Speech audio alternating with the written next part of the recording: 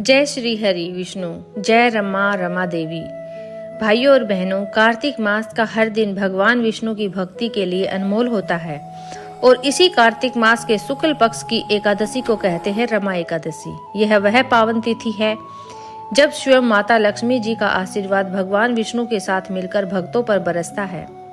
जो कोई भी इस दिन श्रद्धा से उपवास रखे, कथा सुने और प्रभु विष्णु का नाम जपे, उनके जीवन से पाप, दुख और दरिद्रता ऐसे मिट जाते हैं जैसे सूर्य निकलने पर अंधकार। बहुत पुरानी बात है, सतयुग के समय की। मुचुकुंद नाम का एक धर्मात्मा राजा हुआ करता था। वह बहुत पराक्रमी, न्यायप्रिय और भगवान विष्णु का सच्चा भगत था। उसका राज्य मुरावती नगरी सुख और समृद्धि से भरा हुआ था। राजा की रानी रमा देवी अत्यंत सुंदर, सुसंस्कारी और पतिव्रता थी।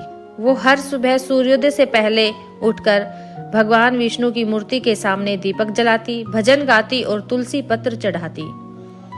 उनका पूरा जीवन भक्ति में लीन था। राजमहल में रहते हुए भी रमा देवी के मन में वैभव नहीं, बस भक्ति का भाव था। एक दिन राजा मुचुकुंद ने बड़े दिव्य यज्ञ का आयोजन किया। ब्राह्मणों को आमंत्रित किया, दान दिया, हवन किया। यज्ञ समाप्त होने पर राजा के मुख पर अद्भुत तेज झलक रहा था।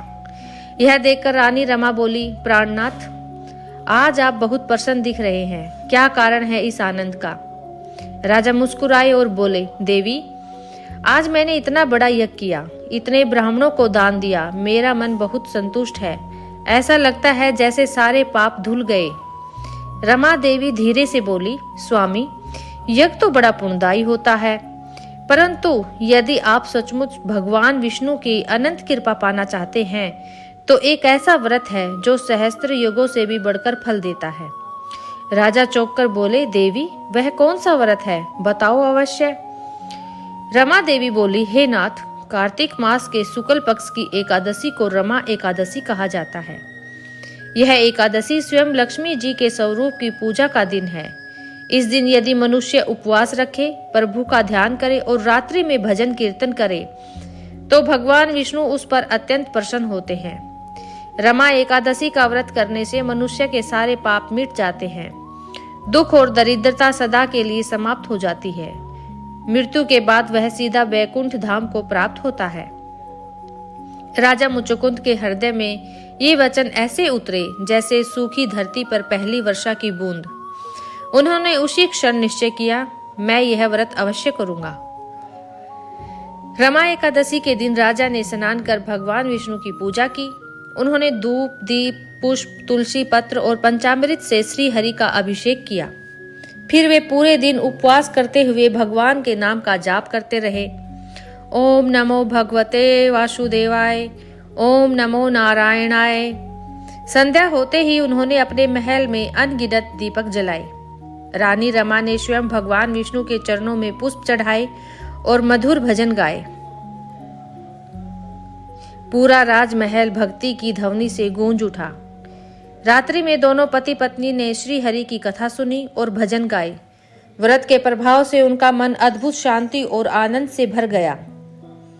कुछ समय बाद जब राजा मुचुकुंद का शरीर त्याग का समय आया, तब विष्णु दूत स्वर्ण विमान लेकर स्वयं आए और बोले, राजन, रमा एकादशी के व्रत के प्रभाव से तुमने सारे पापों से मुक्ति पा ली है।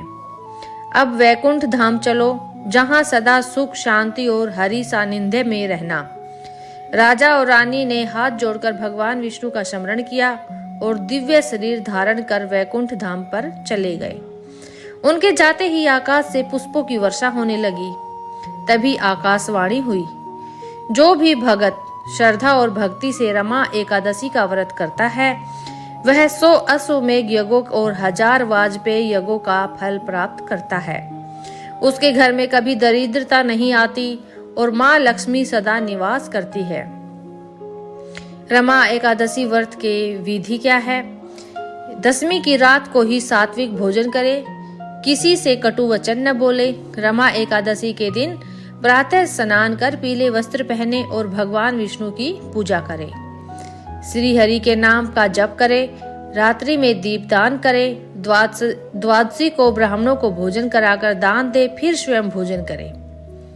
हे भक्तों, रमा एकादशी का व्रत केवल उपवास नहीं, यह आत्मा को पवित्र करने का पर्व है।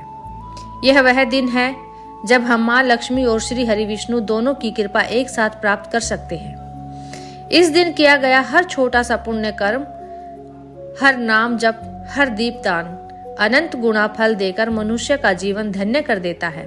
तो आइए इस कार्तिक मास में श्रद्धा से रमा एकादशी का व्रत करें, भगवान विष्णु का नाम जपे और जीवन को मंगलमय बनाए। अगर आपको यह कथा पसंद आई हो तो वीडियो को लाइक करें, भक्ति में डूबे अपने परिवार और मित्रों तक शेयर करें और चैनल भक्ति पेज को सब्सक्राइब करना न भूलें ताकि अगली दिव्य कथा सबसे पहले आप तक पहुंचे। जय श्री हरि विष्णु, जय मां रमा देवी।